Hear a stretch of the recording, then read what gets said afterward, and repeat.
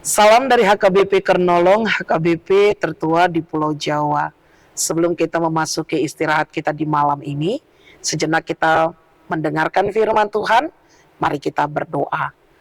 Terpujilah ya Bapa yang Maha Pengasih juga Maha Penyayang, yang menjaga kehidupan kami hingga pada malam hari ini.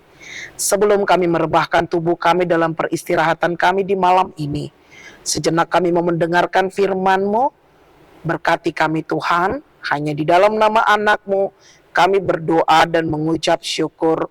Amin. Firman Tuhan renungan bagi kita di malam ini sesuai dengan bacaan malam Almanak HKBP 2026, Jumat 5 Juni 2026 dari Injil Matius pasalnya 26, ayatnya yang ke-47 hingga ayatnya yang ke-56. Dan yang menjadi pembimbing renungan ayat 56a. Akan tetapi semuanya ini terjadi supaya genap yang tertulis dalam kitab nabi-nabi. Ketika ciuman menjadi senjata. Bapak Ibu, saudara-saudari yang diberkati Tuhan, bayangkan sebuah ciuman di mana ciuman adalah simbol kasih sayang, simbol kehangatan, simbol tanda hormat, atau ungkapan cinta yang tulus.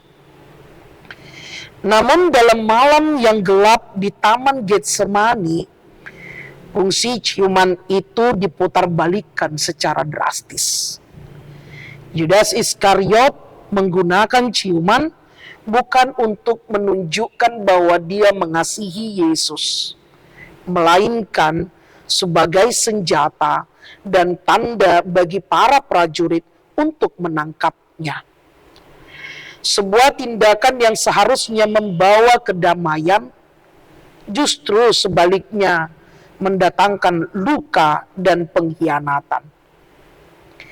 Bapak Ibu, saudara-saudari yang diberkati Tuhan, mengapa ciuman itu bisa menjadi senjata? Karena ciuman itu lahir dari hati yang mendua.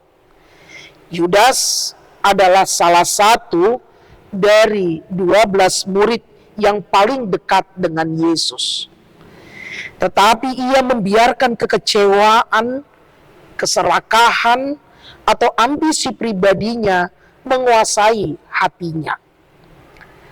Dengan kehidupan kita saat ini, ciuman yang menjadi senjata dapat berwujud melalui kata-kata yang manis namun palsu. Tampak memuji di depan kita, tetapi di belakang kita justru malah membicarakan keburukan, menjatuhkan, menggosip, bahkan memfitnah. Bentuk ciuman yang menjadi senjata pada era modern saat ini pura-pura peduli, menunjukkan sikap bersahabat hanya ketika ada maunya.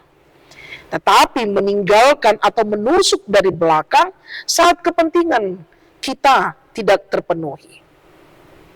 Dan bahkan ada ciuman yang menjadi senjata dalam era modern saat ini memanipulasi hubungan, menggunakan atau memanfaatkan kebaikan orang lain atau kasih sayang orang lain, pasangan, keluarga, teman, atau saudara untuk memanfaatkan mereka demi keuntungan pribadi. Melalui nats kita pada malam hari ini, Yesus mengingatkan bahwa semua ini terjadi agar genap yang tertulis dalam kitab nabi-nabi. Yang artinya Yesus tahu persis bahwa dia akan dikhianati. Dan hebatnya, Yesus tidak membalas ciuman palsu itu dengan kemarahan atau kekerasan. Dia tetap berjalan maju menggenapi rencana Allah untuk menyelamatkan kita meskipun dia harus terluka oleh orang-orang terdekatnya. Bapak, Ibu, saudara-saudari yang diberkati Tuhan, sakit rasanya jika kita dikhianati oleh orang yang kita sayangi. Namun nats kita pada malam hari ini kita diajak melihat ke dalam diri kita sendiri terlebih dahulu.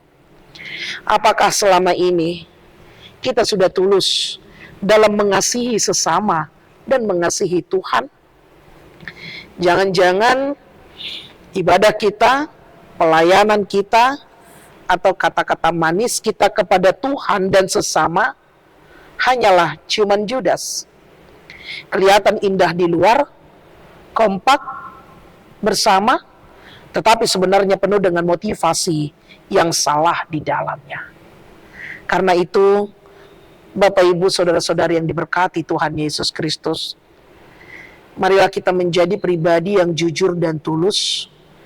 Jika kita berkata kita mengasihi, biarlah kasih itu mengalir dari hati yang murni, bukan senjata yang siap melukai sesama. Karena Tuhan telah berkorban untuk kita, mari kita pakai hidup kita untuk kemuliaan nama Tuhan di dalam hidup dan pergumulan kita. Amin. Terima kasih Bapa atas firman yang telah kami dengar. Ajari kami Tuhan, manusia yang telah Engkau selamatkan dari gelimangan dosa, memakai hidup kami dengan penuh kejujuran dan ketulusan, kasih sayang untuk memuji dan memuliakan nama Tuhan. Menyandarkan hidup ke dalam tangan pengasihan-Mu ketika kami diterpa pergumulan, permasalahan di tengah-tengah kehidupan kami. Kami mau beristirahat, jagalah kami. Ampuni dosa kami, hanya di dalam nama anak-Mu Yesus Kristus, kami berdoa dan mengucap syukur. Amin. Anugerah dari Tuhan kita Yesus Kristus, kasih setia Allah Bapa, dan persekutuan dengan Roh Kudus menyertai engkau. Amin.